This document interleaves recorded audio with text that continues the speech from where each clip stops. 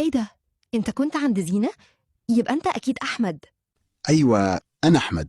وإنتي أكيد لين صاحبة زينة. ايوه، انا لين. طيب، أنا هنزل أجيب حاجة من تحت. تحب اجي معاك؟ لا لا، خليكي، أنا هروح لوحدي. تمام، ماشي. يا ساتر يا زينة، ده دمه يلطش. مش عارفة انتي مستحملة ازاي بصراحة.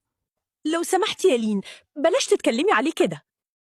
خلاص خلاص، أنا كنت جاية بس أطمن عليكي مش أكتر. على فكرة، إحنا هنكتب الكتاب أول ما أخرج من المستشفى، وأنا عايزة تبقي موجودة. تعرفي يا زينة، أنا أسعد واحد في الدنيا النهاردة. وأنا كمان، على فكرة، أنا حبيتك بجد. إيه يا زينة، هو أحمد اللي عطيكي كل الفلوس دي عشان تجيبي الحاجات دي كلها؟ أيوة يا بنتي، أحمد أي حاجة نفسي فيها بيجيبها لي. ده عوض ربنا ليا والله. طب خلي بالك بقى يا زينة من العوض، عشان لما كنت عندك في المستشفى كان مصمم ينزل معايا السوبر ماركت.